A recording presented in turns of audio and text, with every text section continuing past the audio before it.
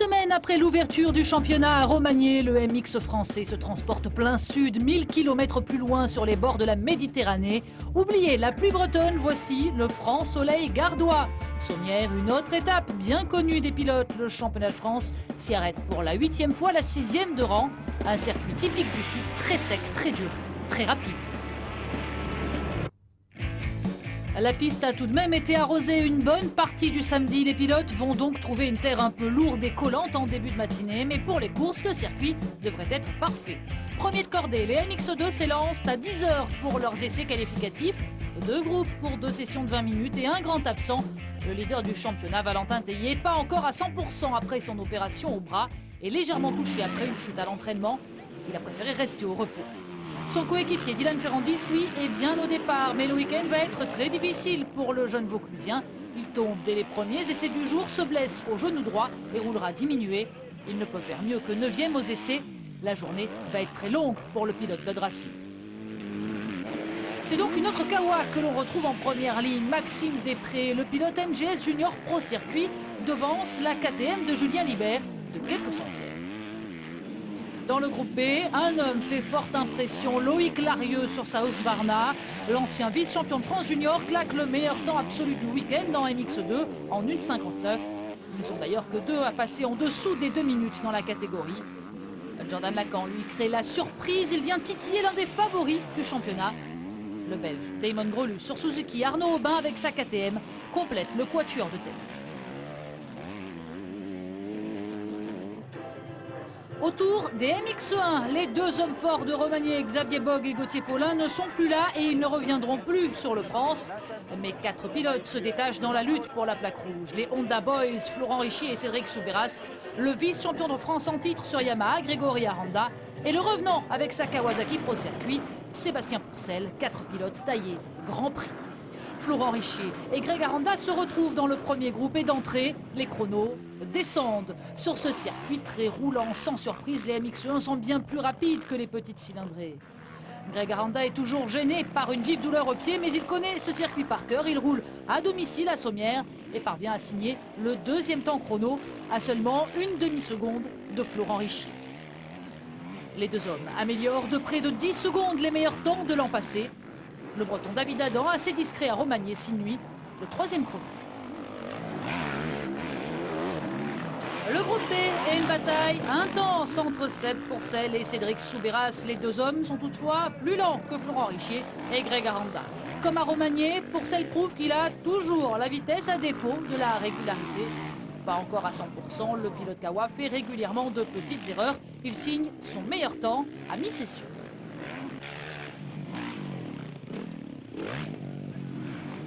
Soubeyras, lui, rentre peu à peu dans le rythme. Il porte l'estocade quelques minutes plus tard. Il s'empare du meilleur temps et ne sera plus délogé.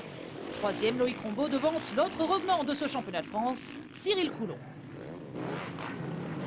Le paddock se réhabitue peu à peu à voir sa silhouette et sa Suzuki toute de jaune vêtue. Un grave accident ici même à Sommières l'an passé l'a privé de saison 2011. Du crash en lui-même, il ne conserve aucun souvenir, mais les conséquences le pèsent toujours au quotidien.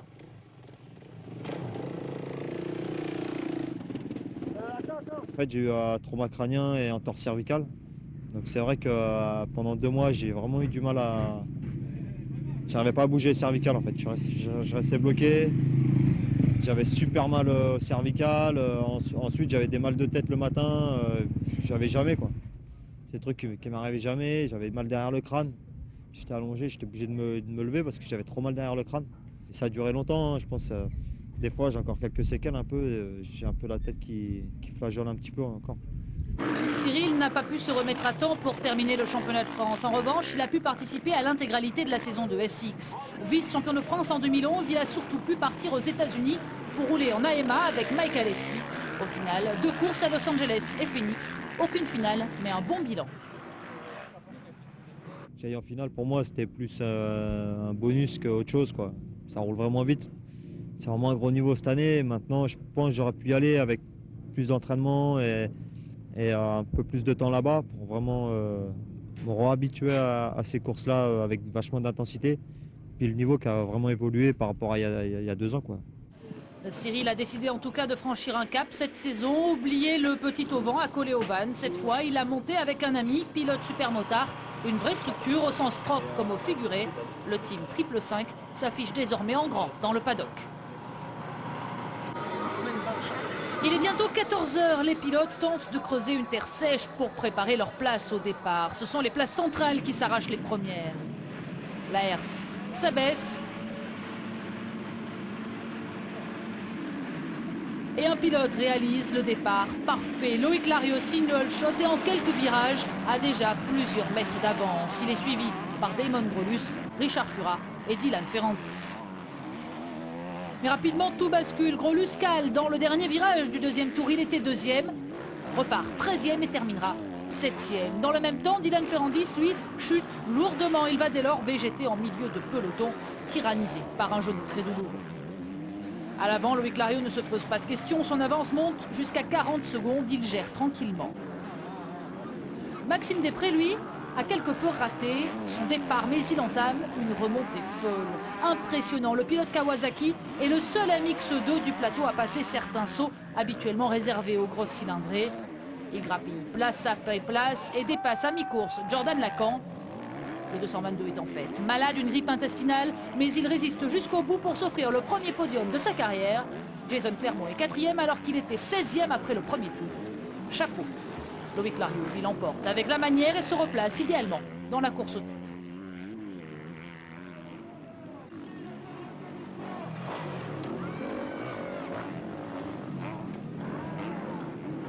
J'ai pris un bon départ, ça m'a vachement aidé parce que le terrain est très bien préparé, mais il n'y a pas beaucoup de trajectoire pour doubler. Donc je suis super content, j'ai pris le bon départ, c'est ce que je voulais faire. Après j'ai fait ma course tranquille. Et au final, ouais, j'ai creusé un bel écart, donc je suis assez satisfait. Maintenant, on va voir en finale ce que ça va donner avec les 454, ce sera plus compliqué à mon avis. Le carré d'as des MX1, Cédric Soubeyras, Florent Richier, Grégory Aranda et Sébastien Pourcel. Ces deux derniers avaient remporté chacun une manche l'an passé, mais depuis, les blessures de l'un et l'autre ont changé la donne. À l'exception de Larieux, tous se placent au centre de la grille. Et lorsque la meute est lâchée, Sébastien Pourcel joue des gros bras pour signer le hole shot. Le plus dur est fait sur un circuit où les dépassements sont très difficiles. Aranda suit, tout comme Richier.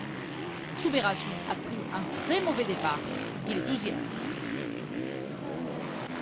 Les positions se fichent peu à peu. Seule frayeur, une petite chute de Seb Pourcel dans une épingle. Il ne cale pas, repart juste derrière Aranda qu'il redépasse quelques mètres plus loin.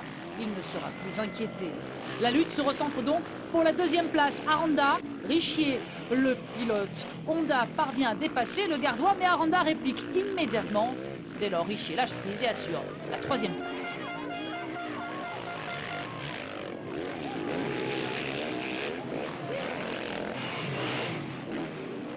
Cédric Soubeyras, lui, était parti 12e. Il dépasse Coulon et passe 6 après 8 tours.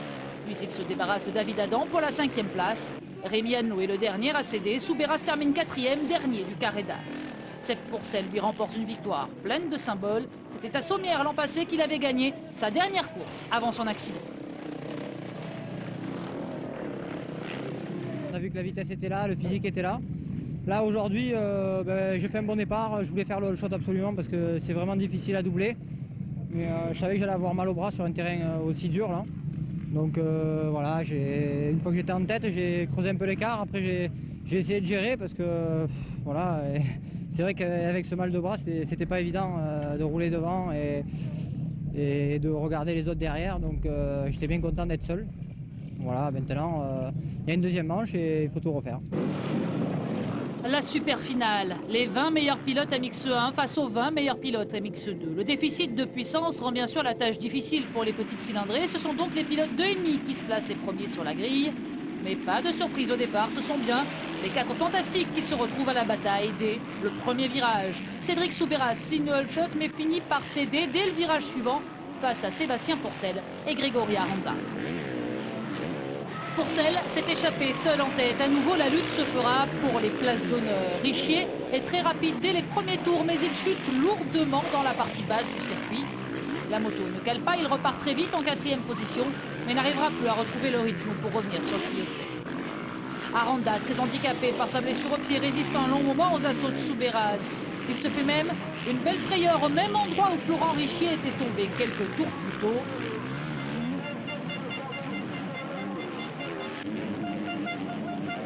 Et Soubeyras finit par le dépasser, puis le distancer. Dans les 2 derniers tours, le Gardois se rebiffe, il se lâche enfin, retrouve de la vitesse. Il revient sur Soubeyras sans parvenir à le dépasser. Pour la première fois depuis 2008, Aranda ne gagnera pas à Sommières. Sepp Porcel s'offre lui un doublé, week-end presque parfait pour le pilote Kawa qui se rattrape quelque peu de sa manche ratée à Romagny.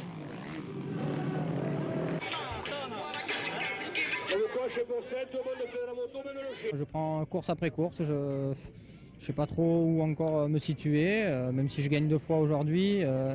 À Guignon, ça sera différent et c'est pour ça qu'il faut s'entraîner dur et revenir tranquillement.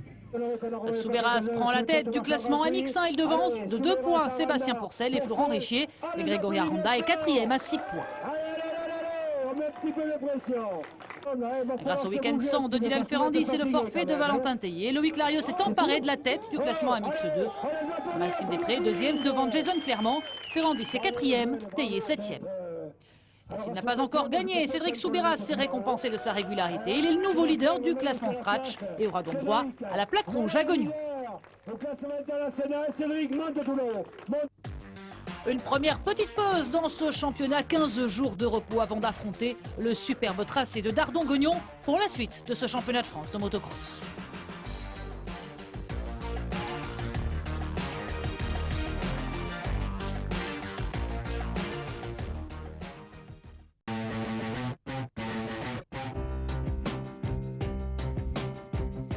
Après 15 jours de pause, le championnat de France reprend après la Bretagne, après le Gard, direction la Bourgogne, la Saône-et-Loire plus exactement. Sur les bords de l'Aroux, le circuit de Dardon-Guignon accueille pour la 2e fois consécutive une manche du championnat de France. Avant cela, il fallait remonter au début des années 90 pour voir Guignon au calendrier. Autant dire que les pilotes n'ayant pas roulé l'an passé découvrent le circuit.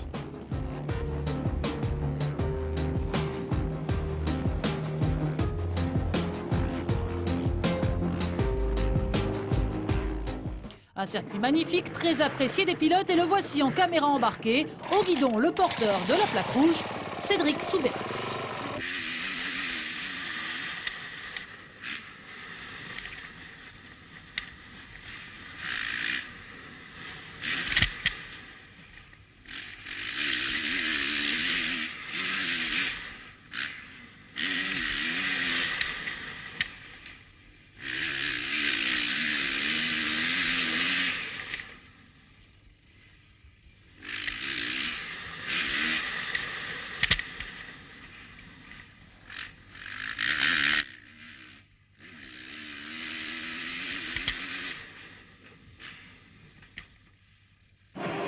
Comme à Romagné, les courses débutent dès le samedi. Premier de cordée, les pilotes des MX Days, 4 sessions de 15 minutes encadrées par un professionnel. Une formule qui permet à des débutants de s'entraîner et de découvrir un circuit sur lequel rouleront les pros le lendemain. Les plus jeunes pilotes ont 13 ans.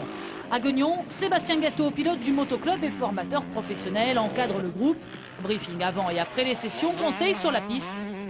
Le président de la FFM, Jacques Boll, présent ce week-end, rappelle l'importance de la formation des plus jeunes.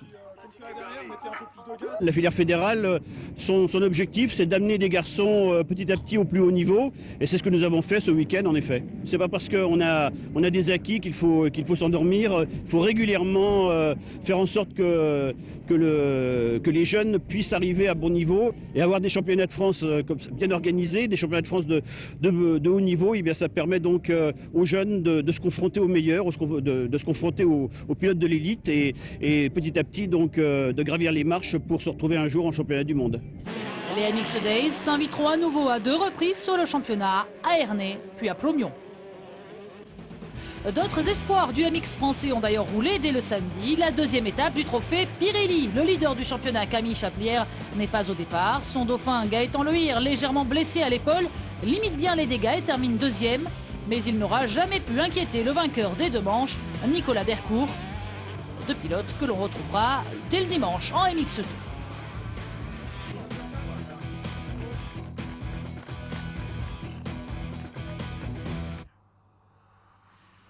Changement d'heure ce dimanche matin. Le réveil a sonné tôt pour les pilotes élites. Le soleil est là, pas de pluie prévue, la journée s'annonce idéale. Comme d'habitude, la catégorie MX2 est la première à s'élancer pour les essais qualificatifs. Et pas de surprise dans le quatuor de tête. 15 jours après avoir remporté sa première course de la saison à Sommières, Loïc Larieux signe le meilleur temps, confirme les bonnes dispositions de sa Husqvarna. Mais il ne devance que de quelques centièmes le revenant du week-end, Valentin Tellier, remis de sa blessure à l'omoplate. Derrière suivent deux autres pilotes Kawa et notamment le héros local, Maxime Després, licencié au motoclub de Dardon-Guignon. Il devance Dylan Ferrandis, remis de sa blessure au genou. Larieux, Tellier, Després, Ferrandis, le champion de France, se cache sans doute dans ce carré d'as. Autre carré d'as, en MX1 depuis le début de la saison, ils sont 4 à se détacher clairement pour le titre et ils sont 4 à truster les 4 premières places des essais qualificatifs. Sans surprise, Cédric Soubeyras se montre immédiatement aux avant-postes. Le pilote Honda HDI est clairement rapide sur cette piste sableuse et technique. Mais un autre homme va lui souffler sur le fil la première place des essais, Grégory Aranda. On le sait, il adore rouler contre la montre. Il monte en puissance, a le moral au beau fixe et signe le meilleur chrono du week-end en 2 minutes 02. Florent Richer, 3e et Sepp Pourcel, 4e, ne sont pas loin. Le pilote Kawa, notamment, découvrait la piste et est resté prudent pendant ses essais. Il était l'un des grands espoirs du MX français. Loïc Larieux vient de fêter ses 21 ans et n'a pas pu encore révéler tout son potentiel, handicapé par des blessures à répétition depuis 2008. Pire, après une année 2010 calamiteuse, il ne dispose plus de guidon officiel et ne peut pas disputer l'intégralité des Grands Prix. 1 an en team privé avant un joli cadeau de Noël. Husqvarna lui propose une place de 3e pilote dans le team officiel. Certes, tout n'est pas simple, il ne découvre sa moto de course que début février, manque encore de repères, mais les résultats prouvent que l'adaptation se passe bien. Il y rejoint surtout Ilario Ricci, son ancien manager chez Yamaha. L'an dernier, il a fait sa première saison avec Husqvarna.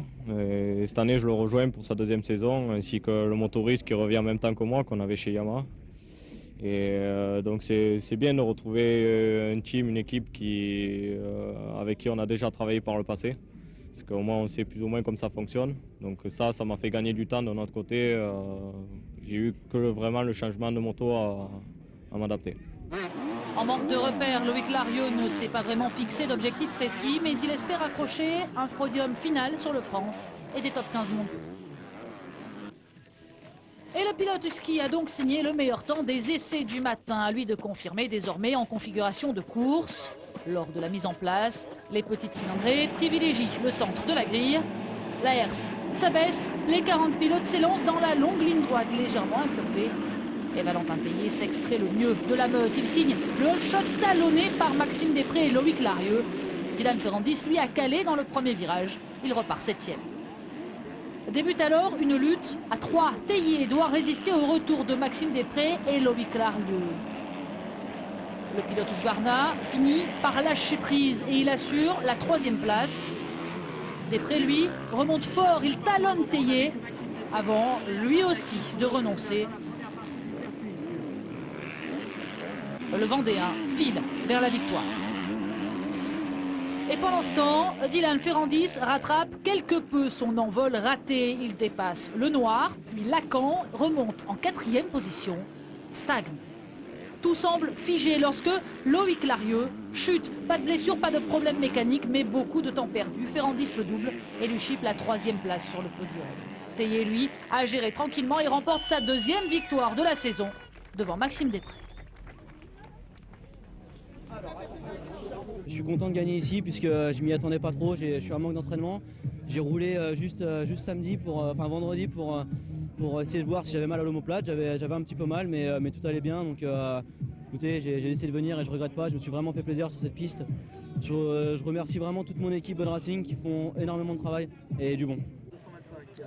Le public s'est massé autour du circuit pour le combat des chefs. La piste est devenue très piégeuse, marquée, creusée par 2 jours de compétition. Les pilotes s'attendent à une manche très dure physiquement.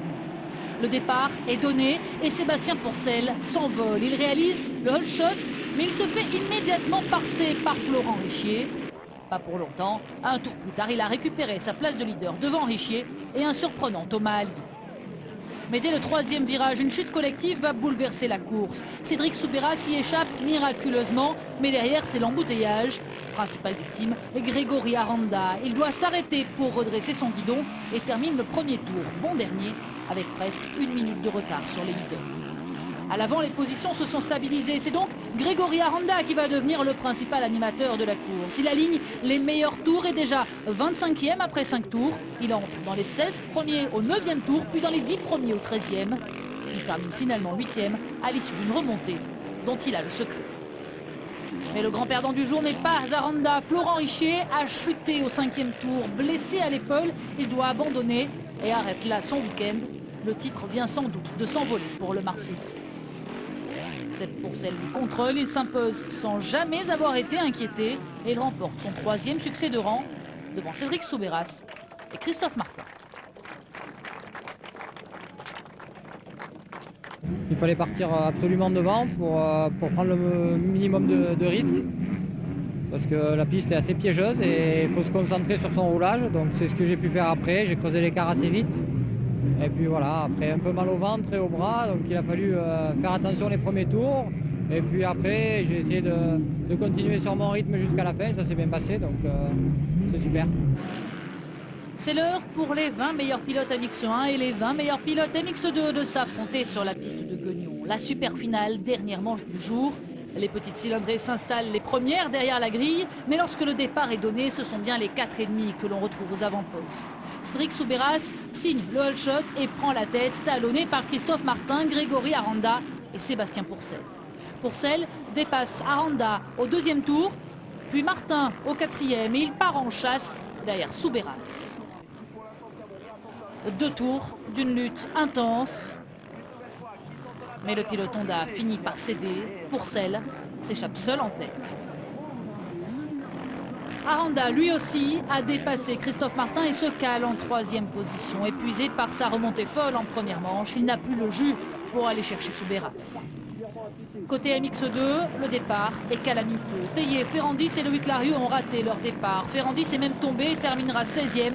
Pas mieux pour Loïc Larieux, 18e. Mais à l'instar d'un Aranda en première manche, Théier va réaliser un superbe comeback. 16e au premier tour, il grignote petit à petit et avale Thomas Allier pour s'offrir une superbe 6e place. Comme à Sommières, Sepp Pourcel s'offre lui un doublé. 4e victoire de rang pour le pilote du team CP377. Cédric Soubeyras et Grégory Aranda complètent le podium.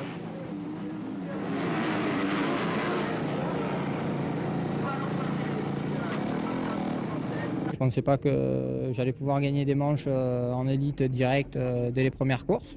Donc c'est positif, ça prouve que j'ai bien bossé cet hiver. Et point positif de la journée, c'est que j'ai pas fait beaucoup d'erreurs. J'ai vraiment pas fait beaucoup d'erreurs sur un terrain qui était vraiment piégeux. Donc ça, c'est vraiment ma grosse satisfaction avant la victoire de la journée. En MX1, changement de leader, Sébastien Pourcel mène désormais le classement devant Cédric Soubeyras et Grégory Aranda. Florent Richer quitte le top 5.